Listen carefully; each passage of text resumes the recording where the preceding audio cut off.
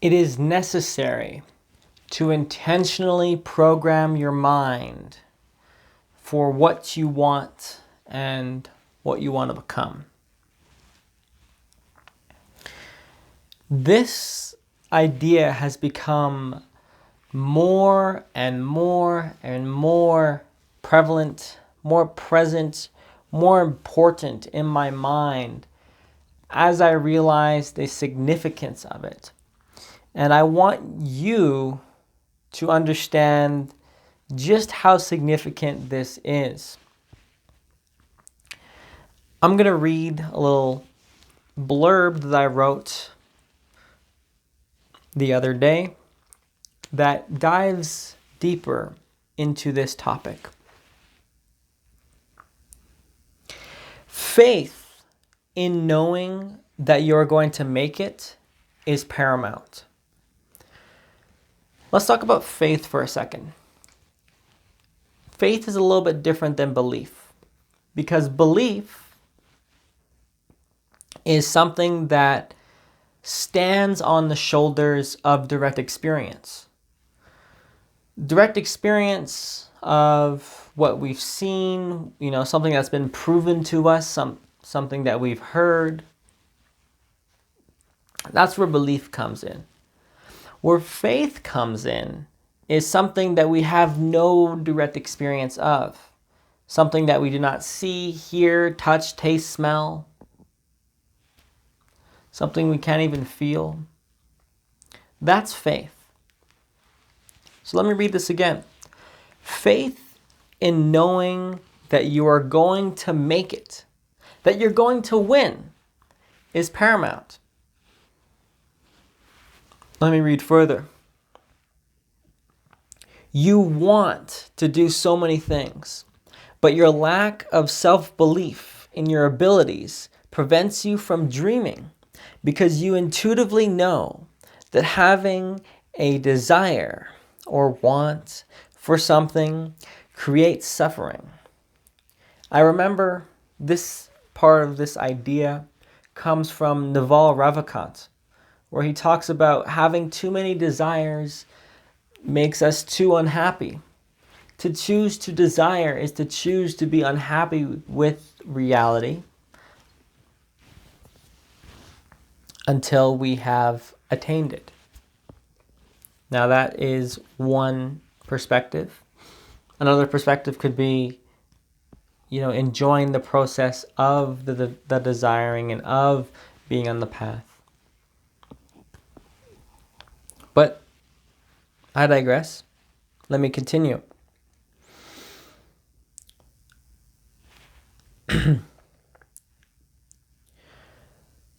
So, in avoidance of creating that desire is an avoidance of suffering. You avoid allowing yourself to have desire because you have a program running in your mind that you will already lose. This program is implicit. This program is prior to language, which is precisely why it cannot be explicitly named under a limiting belief, or at least easily. Yeah, you can make up sentences of, well, my limiting belief is I'm not good enough. But I think it's deeper than a belief of I'm not good enough. Rather, I think it is a programming that I am a failure, or I can only amount to this or that.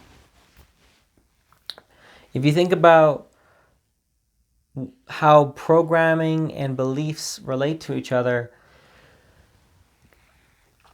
there's a video on the internet that reminds me about this, where it was like 5 metronomes, and eventually they all synced up. And that's like programming. Or another example of programming is pushing against the wall, one person pushing against the wall with 10 person on the other side, where the one person is belief, is their willpower, And the 10 people is just the programming. It's just going to come again and again and again. You can muster up so much strength or so much willpower to will yourself into a belief that you are different. But if it's programmed in there that you are already a loser, then it's going to win every single time. So you think about beliefs. Beliefs are more at the surface, where programming is at the bottom of the iceberg. We are programmed to live life in so many different ways. Your life outcome is going to be a result of your programming. And if you do not, and if you just bank on whatever programming that you got, the roll of the dice that you've had with whatever parents you've had, with whatever schooling you went to, with whatever friends you had or mentors you've had, with whatever YouTube videos you've watched, especially during the formative years of your life. From 0 to 25, even to 30, right? These programs are going to persist throughout your entire life unless you do something about it. It's completely out of your control. You can come up with a belief, but if it's programming, you're completely fucked.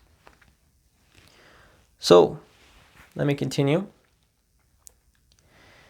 You can make up sentences of, well, my limiting belief is that I'm not good enough, but I think it is deeper than a belief of I'm not good enough.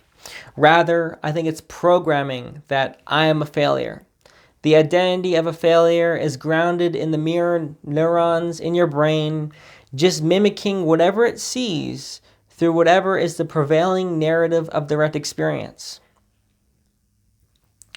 So what I mean by this is, we are very social creatures and we will mirror what we see around us. So if our father is this way, if he's this conscientious or this lazy, or he works out this much or this little, that is going to be programmed into our mind, into our brain, that this is how you live. This is just how it is.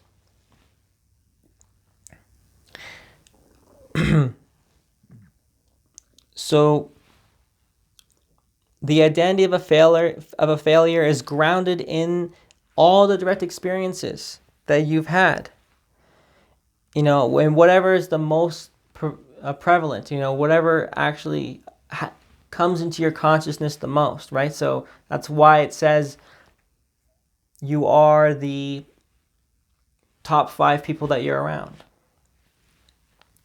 Because these people are in your direct experience the most.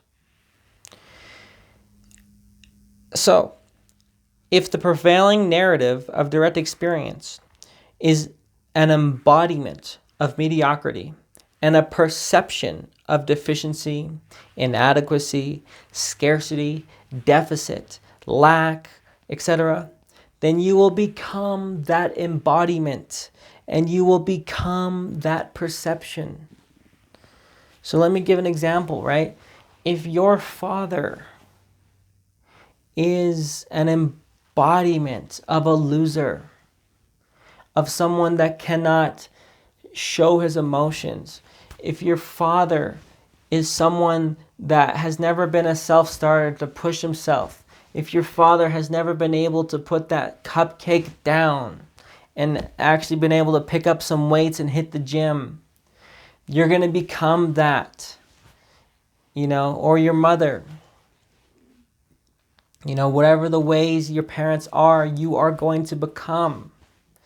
You are already on your way right now to becoming your parents. You just don't realize it yet because it's so subconsciously deep that your mind is already making subconscious votes towards what your decision is making. It's making votes on what even is your willpower that you can have. Even with the way you see reality. So there's being, right? So like how you be, how you do, how you manifest. But also then there's the other side of the coin, which is how you see reality. Did your parents criticize other people and pull other people down? Notice how that's going to be in your mind as well. And then that pulling other people down is going to completely reflect and pull yourself down. Here's a key insight about perception, is that however you think about others is exactly how you think about yourself. So if you're thinking someone else is a fool, it's probably because you believe you're a fool. If you come at someone from a place of understanding, then you probably approach yourself from a place of understanding. Likewise, if you throw people away and you choose to misunderstand them, then you're going to throw parts of yourself away. You're going to self-deceive yourself. You're going to have a lot of self-deception going on.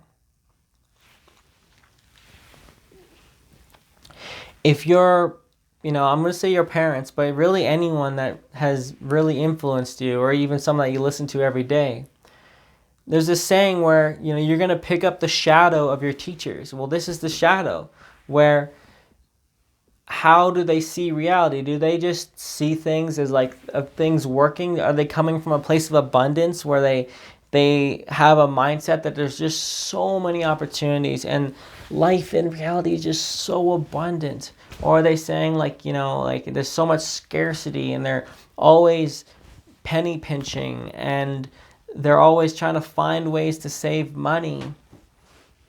Or, they're trying to find ways to get a deal or whatever, when rather than just saying like, I want to support this business because I have that wealth. I am blessed. I have that luxury to be able to do that. How much of that mindset is installed into you? How much of that mindset is installed in the people that have raised you, into the people that have taught you, your teachers in school? That is all programmed in your brain right now. And unless you make an intentional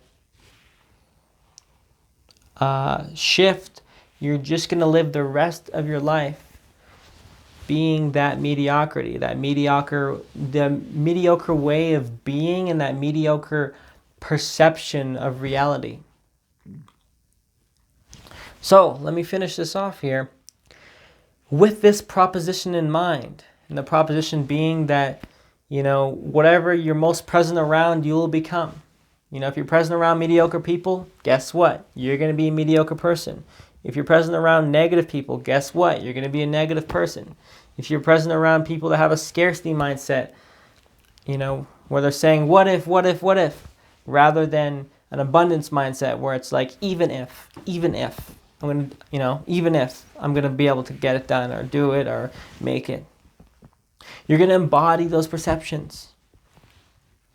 With this proposition in mind, we therefore need to be able to understand that the only way that we are going to make life different in the direction that we want is if we intentionally reprogram our mind in the direction that we are after. And that is why intentionally programming your mind for what you want is so paramount. If you're not always running affirmations, 90-day sets of affirmations, and you're not always running visualizations, then you're pretty much messing up your self-actualization journey, because your subconscious mind is doing so much work for you. It's making so many micro decisions, so many micro votes into the character that it's an instruction manual. Whatever programs that are in your mind right now is a complete instruction manual for how you're going to end up, how you're going to become years down the line. And if you have never intentionally programmed your mind, notice that reality is always programming you. Always. There is not one moment where reality is not trying to program you. Think of it as a mind that is, reality as a mind that is constantly trying to make you into its personal sim. We're like, if you understand the metaphor of, God being an infinite mind, it's like God is playing The Sims on you. Where like, you're putting an Xbox 360 or an Xbox One or a PS5 or whatever, a computer with games, you're putting all these vices in front of you, the chips or whatever. All these things in front of you are like behaviors to like tempt you, and and then you're creating like isolation, and you just have a bunch of vices around you. These are all just behaviors being programmed in your mind from your environment, from your parents, from your people. Notice how much programming you got and what kind of programming you got, and intentionally realize what kind of programming do you want. This is incredible to really get your mind behind, because if you can really get yourself motivated to start reprogramming your mind, then this is where your ultimate power is going to lie, in really making a difference in your life.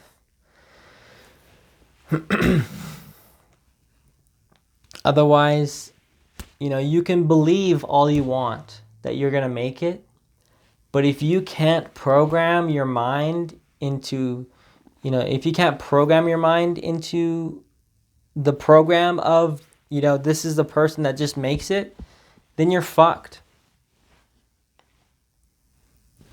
Simple as that. I wish I can just like implant this idea, like singe it into your brain such that you understand just how important this is. And if this speech has allowed you to realize the importance of it, then the question is, now what? What do I do? There's affirmations. There is a rule set of how to create affirmations correctly from Jack Canfield's Success Principles. You can just ask ChatGPT now and like, what is Jack Canfield's Success Principles rules on creating a successful affirmation? Just plug that into ChatGPT, it'll give it to you. And being able to be religious about programming it in your brain 5 minutes every day, like let's say, for example, the affirmation is like, I am beautiful, like just random affirmation, right? Then you say it over and over and over again, 5 minutes straight, until your mind is just ringing with that. You do it for 5 minutes every day, 90 days. You miss a day, you start over. And you visualize. And if you can't yet commit to it, start getting into that habit until you can. And start giving yourself messages of that you are good enough. Especially if you have a little gremlin going on in your mind. Where do you think that's happening? What do you think's going on there? If you've lived a life where you're constantly being judged by your parents or other people, right? And then when you finally are free and get away from that negative, toxic environment, you get away from those energy vampires, what happens? You start filling in the gap. You start judging yourself, because what you're used to is that judgment. So the program just fills it in. It's incredible to see. And so this should really be ringing some alarm bells for you if your parents are not in positions of power that you want to be in, they're not in positions of expertise that you want to be in. That should really ring some, like, that should really be setting some alarms off in your mind that, holy shit, like, I am programmed to be mediocre like them. I am programmed to get results like they have. How much money do they make?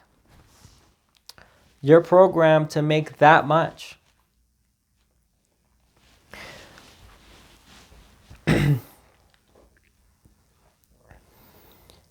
So with that in mind, to really think, all right, how am I going to take responsibility over the programming that I got? You know, you can desensitize it with EMDR therapy. That's very powerful. But also we need to intentionally rewrite the story, rewrite the script, rewrite the BIOS, rewrite the software in our mind, and rewrite some new programs. So with that, I appreciate you watching. I appreciate you. And I will see you in the next one.